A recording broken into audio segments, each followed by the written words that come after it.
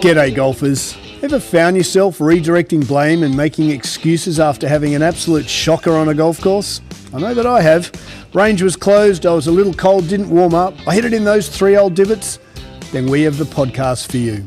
We focus on how to fundamentally own your swing. Strike it pure and consistently shoot in the 70s. Be it if you're a weekend hack, retired and playing daily, a school phenom or a tour professional. We present and discuss facts and physics pertaining to golf, trying to keep our ego and opinion at bay. We dispel myths such as keep your head down, bend your knees, or my all-time favourite, game improvement irons. So stop drinking that mythical Kool-Aid and have a sip of ours. I think you'll find it both inspiring and refreshing. I'm Scott Young, founder of Swing, PGA professional and ex-tour player. And together with physical therapist Dr. Sean Joyce, welcome to Pivot the Path. G'day golfers and a brisk good morning, SJ. Yeah, fall seems to have struck. Fall has struck. You just mentioned the G word, gloves. Yeah, hadn't thought about it in a while, but I was scooting up here and I thought without gloves. I should pull those things out of the closet. It's chilly. So it's 7 C's this morning for you. Yeah. It's about 4 C's. So it's at about 43 Fahrenheit for us at home. Pretty chilly. Brisk, yeah. But, it's going to bring all the fall things, which some people love this fall season. I find in New York City, it's very quick. It comes and goes. Yeah, there's some serious leads up at we live in like a forest. Tough for finding golf balls. For finding golf balls. We have got some fall golf coming up in New York City. And we got a huge feedback from last week's episode with Mr. Chuden. So shout out quick Chudes and Cam. Yeah. Good luck this week in the Shriners. Yeah, they're back at it. Best of luck to them. It was really fascinating to hear from Andrew cool. and just some of his insights from playing on tour as a caddy. Really awesome. Yeah, it's a good story, right? Yeah. Good story. We really find that a lot of the podcasts have lots of tour players, but we want to just be a little different voice. And so we're going to try and, Sean and I are trying to just sit down and kind of look at who we want to invite. I think Andrew was just such an awesome guest. And obviously I go way back with him, but it was just different and we love different. Yeah, it was really cool. I was just blown away by kind of one of the biggest things he just talked about was, I wish I wasn't so hard on myself. Yeah, perfectionist trait. And you think of, the amateur golfers that are so, I wouldn't necessarily say angry, but really hard on themselves. Yeah. And it's like, if someone like that is wishing, I should have given myself a break here and there. I think we all could use a little bit of that. Chill out a little bit. So news from the fairways per Chudes, actually, we added the PGA Tour in here, but we had the LPGA Tour, the Buick up in Shanghai, Chinese lass, Miss Yin, shot 8 under, final round. Last round, yeah. Smashed it. That's a cool. solid round of golf. Go win the thing. So we had the DP Tour. Mr. Bradbury won the French Open, shot 5 under to win by 1. 16 under he finished. Yep. It was an interesting looking course. I actually watched a little bit of DP. The course looked a little rough and ready, but 6'2", 25 years of age, big boy, gives it a rip. Second win. Okay, pretty think cool. We'll hear about him a little more. 25, that seems to be the new 45 when you start to peak. Keep an eye on that name, Dan Bradbury. And then per Mr. Chuden's advice, the what I call post-tour, so post-FedEx Cup, they're jostling. So 0, number 1, Scotty Scheffler, 2, number 50, they've cemented their rounds. Yeah, they're locked in. They're locked in for the forthcoming 2025 season. But I didn't realize that 50 to 125 are still jostling for those very important starts for the major events. So we're going to get back onto, just talking about who won the PGA Tour and the news from the fairway. And young Matt McCarty won 3 Korn Ferry events in a row, which gets him an automatic start on the PGA Tour. It then wins the PGA Tour event. A bit of a heater he's Matt on right there. Fire. Which is really cool. So he gave himself a bit of some security in playing on PGA So that gives Tour, him 2 years of exemptions. It gets him every major next year. Yeah. I mean, he's here he is kind of working hard to, let's take 3 wins off the Korn Ferry. Let's say he has 1 win. He's probably making his 80, 90 grand. He's traveling 30 to 40 weeks of the year. 100 grand for 40 weeks of the year is not a lot. But all of a sudden wins 3, then he's playing 2, and now he's won a tour event. Yeah. Life changes. Yeah, which is wild how quickly it can change. But as we were just discussing prior to this, For the guys who haven't quite broken through and they're trying to Monday qualify, you mentioned they need to shoot 8-9 under. So you've got a Thursday. So it's really cool. So this is what I used to do because I was never exempt on main tour. We'd back then it was just Monday qualifying. So now you've got a Thursday qualify. If you're not in I think it's top 500 world ranking points. There is a criteria. I don't know what it is off the top of my head. So everyone so I could, as a PGA member and ex-tour player, I could Thursday pre-queue. They're like, oh, we don't really know who you are. You Thursday pre-queue to get into the Monday pre-queue. Jeez. And the Monday pre-queue, 1-9 and 2-8 unders won on Monday to play Thursday Shriner. So 3 spots. 3 spots, which has been the same for decades. But 8 or 9 under, that's serious golf. So, I mean, it feels like for them to even get to to play the tournament, they've gone through a whole roller coaster. 100%. Of stress and pressure and, and usually the Monday pre-queues 100 players for 3 spots. It's no small task. You can seriously flat out golf your golf ball if you're having 8 under on a Monday pre-queue. You have to wonder, there's probably a handful of guys shot 7, 6. Yeah, 100%. And they've probably been close so many times, but we may never be talking about them because they just don't quite break through. We talk about this. You had this with your lacrosse. I had this with my golf. Izzy's having this with her rowing. We talk about the emotional arousal level and just emotions, keeping your emotions in check. Isabella rode the head of the Housatonic, and first time she's been in the boat since you rehabbed her shoulder. She said it was a good 2 or 3 out of 10 pain. It was 4Ks, so it was nearly 3 miles. First time getting after it. That's awesome. Yeah, so she crushed it, cool. Which was great. And you talk about the scores. Why did I mention that? We talk about Isabella and where are you? Where do you need to be to perform the best in the boat, the lacrosse field, the golf course? Imagine your Monday qualifying. You've shot 7 under. You're puffing your chest out thinking, here we go, I'm playing a tour event, and you don't even get in. Yeah. That's insane. Yeah. 7 under. And depending on where you finish, you're probably sitting there waiting for the rest of the 100 players to come through, and your heart is just racing. And it's a serious grind to break through. Actually, just looking back, one thing I actually did well, I used to Monday qualify a lot because I wasn't exempt. And I enjoyed that. Like, I enjoyed the challenge and the amount of times you'd have a playoff to get in, like an Aussie Open or a US Open. It's kind of cool because you've really got to just slow down and go, right, where am I? What's my goal? And you get to know yourself pretty quickly Monday qualifying. A bit. Yeah. So what was it looking like for you? Like, what would be a score that would get you into it wasn't, to be honest, it wasn't that far off that. I never got in a tour event, but Monday pre-Q nearly 20 years ago, you still had to shoot 6 or 7 under. Okay. But usually it was one guy would bolt. And it's just a numbers game, right? It was, back then it was still 100 peg it up for 3 spots. Could have been 5, but I think it was 3. You get a bolter, some guy who's just lights out. Yeah. You don't get the depth. Like, there's not a 9 and 2 8s. There's one guy who bolts at 8, and then usually it was 4 or 5 under would get you in. Okay. Yeah, but now it's like a 9 and 2 8s. That's and there's, to your point, there's probably stack 7, stack 6. Yeah, that's impressive. Yeah, I have noticed looking at the PGA Tour events that are off FedEx Cup, the courses aren't that hard. Like, they talked about young McCarty nearly holing out on a par 4, but there was no water, there was nothing around. For a left-hander, it's shaped left to right. So for a right-hander, I've got to cut that into the green. And as a cut spin hits the ground, it spins to the right. So if I'm playing a left to right hole, as soon as that ball hits the green, it spins right. Whereas as a left-hander, which Matty is, he can hit a hook and he can hook it and spin it up the green.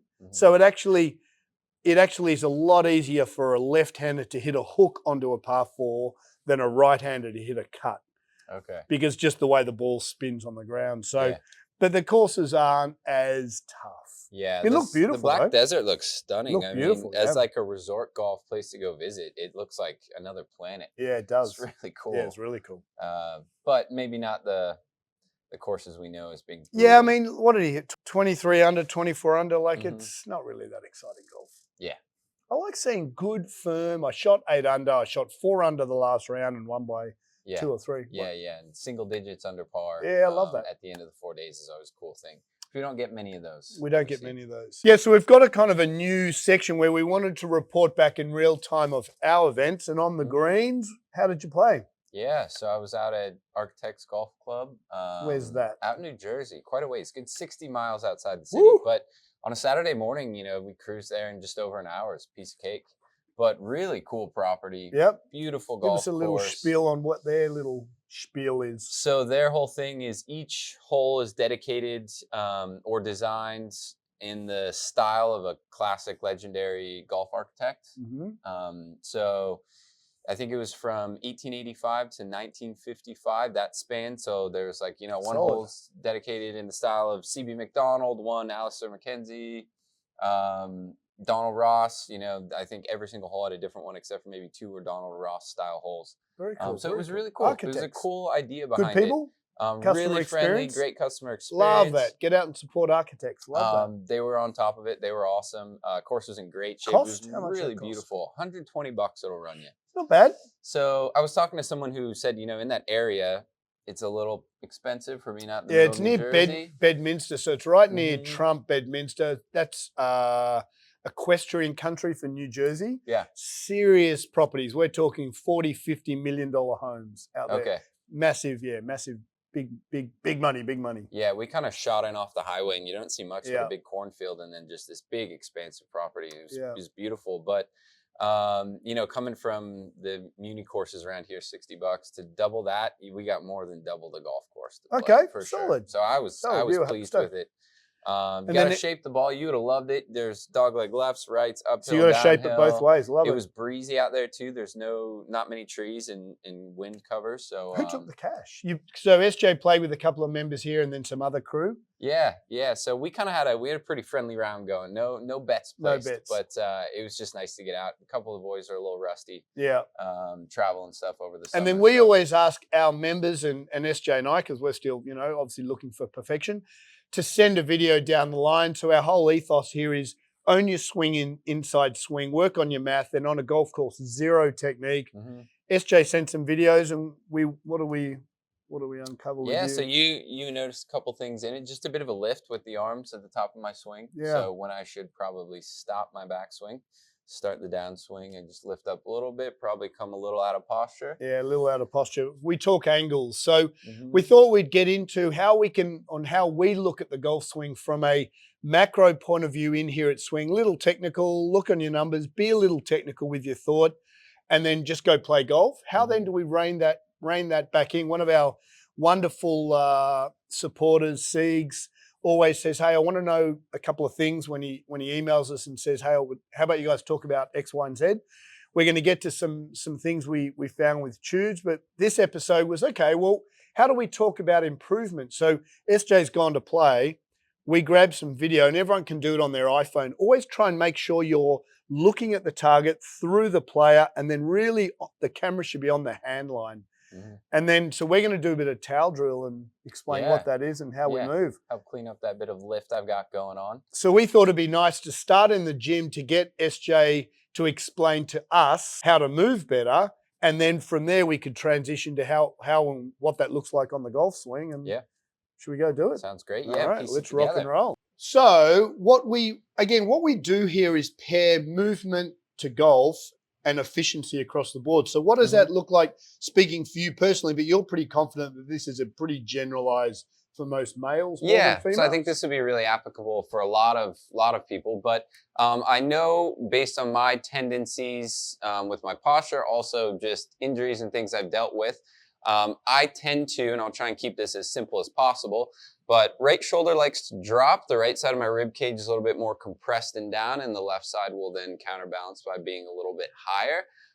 So when I go to make a backswing, I need my right side of the rib cage and shoulder doing the exact opposite of that, which it needs to be opening up, expanding, and turning around. When I don't do a good job of that, I'll lift with my arms to compensate for that. And I think that's part of what we were seeing. Yeah, and so we know that the steeper the shoulder angle, the less the club changes. What's the rule of golf? Face must be less than path. Said simply, the more one rotates on a steeper axis, the less the face changes, the easier golf gets. Yeah, And we know there's always going to be a physiological reasoning behind some of the tendencies you have in your swing. And you talk about the organs placed, and your left side's different to your right side. We don't have to get into that this morning, but what we're just very clinical with who people are and how they move. So how do you fix it? What's a good solution? So great ways. You need to start getting some expansion, opening up this whole right side of the rib cage and body. So for anyone who's curious if this would actually be helpful for you, really easy, quick test is if you just stand looking at a mirror, get your feet right next to each other, staying totally relaxed. If you notice, if you look at kind of your collarbone where it comes across and the tip of your shoulder, if one side is a little higher than the other, good chance, and most people actually, if you look at yourself in the mirror, just based on our asymmetries as human beings, are going to be a little lower on the right side, a little higher on the left side. So if you live that way, it's always going to be hard if you're a right-handed golfer in your backswing to get that nice steep shoulder turn that you're talking about, Scotty. And then you add lacrosse and hockey and field hockey and all the environment, or playing the cello or being a surgeon. You add the environment, and then there's no wonder we're all... Yeah, so we get people that walk in here all the time, and I see it from across the gym. Oh man, this is going to be a real big, rib cage situation to clear up. But sometimes it's more subtle. However, take a look, see if it looks a little lower on that right side. If so, give this a try. And so what do we do? So what we're going to do is grab this TRX. Now, if you're doing this and you don't have a TRX or something like that, you can always grab onto a doorway or a door frame, and you grab it shoulder height as you do it, ideally palm down. So I'm going to do it a little differently because it's just easier to hold on to, but I'm going to grab on with my right hand. What I'm going to do first is get my spine to round. So and I noticed you do this a lot during the day, right? Oh, yeah. Yeah, so I get really tight here. So goal is we need to get the rib cage in the back to open up, both between my shoulder blades, but also that right side. So I'm going to round my spine, just sit into this a little bit. And then from here, the breathing is going to help me get through the full exercise and create some length over here. So I'm going to take a big deep breath out, crunch the left side of my rib cage. You're going to notice now I'm creating length from my right shoulder to my right hip. And then as I take a breath in, really feel this right rib cage opening up. So I'm trying to fill that right side up with air, creating some space. I'm going to hang out here and just breathe like that for about 10 breaths. So people would look at that and say that's a lat stretch. Yeah, so I'm stretching the lat, actually, stretching in between the rib cage, those little intercostal muscles. I'm going to get some QL on this right side, that whole chain of muscles along with my rib cage. Now, the other part that we're not really focusing on, but is equally as important, is now my left side is crunching down and compressing. So I'm getting some obliques, some abs on this left side that are going to then correct that shoulder rib cage position, and I should be a lot flatter after doing that. So that's part one. So first one is just create some space that I can move into so I can start to turn a little bit better without that lift. Sure. Then next you want to own that space you created. So looking at now active movement to actually turn better and use my rib cage instead of my arms. So love it. That's why we're going to take a drill we've done. This one, if you haven't seen this before, probably see it again a couple times. Great to piece together the hip stability, the thoracic mobility. So really simple here. All you need is a wall. And this is our staple on group training. We smash this 3 times a week. Yeah, and we have tons of variations to make this more challenging. But as we said, we create some space with the stretch. Now we're going to own that movement. So far, all we need is a door jam, and this one we need a wall, right? Just a wall, something sturdy. So I'm going to stand a nice big full step away from the wall. My other foot is going to go against the wall. And then I'm thinking here just kind of golf posture with the hip. But it's really important we go through a quick checklist to set each piece of this. So I'm using the right muscles. I'm trying to own the range of motion that I actually want to be working into. So I'm bent forward a little bit. Now to load up this right glute, I'm going to kick my hips over towards the right side. So I'm centered over this foot. And then I've got to make sure I've got pressure on the inside of my foot. This is the important part, right? Really important. Now that tells your brain, hey, we're using glute med right here. So now I've just been here for 10 seconds. Glute's working already. So if your weight is on the outside of your foot, that glute's going to trend, not always, but trend to turn off, right? Yeah, and you're going to likely start using a lot more front of the leg. We want to load up that glute back of the leg. So pressure on the inside of the foot. Keep that. This is all going to stay now in my lower body. Then in my upper body, I know my tendency is to get too extended rib cage flared up. So I'm going to do the opposite of that. Get a little bit of a crunch of the rib cage. I feel my core engage. And now goal is to make a nice steep turn, but with all rib cage and that right side opening up. So I'm going to keep my left arm where it's at. I'm going to rotate my good. right side as far as I possibly can. You really try to keep your height, right? And try to not keep that dropping down towards the ground. Yeah, so we see a lot of times you start dropping down this way, coming out of the posture. You want to stay real tall, keep that glute working, rotate as far as I can. I feel a huge stretch on this right side, and then just bringing it back down to square with the shoulders. I'm going to go through and do 3 or 4 rounds of this, about 10 reps each side.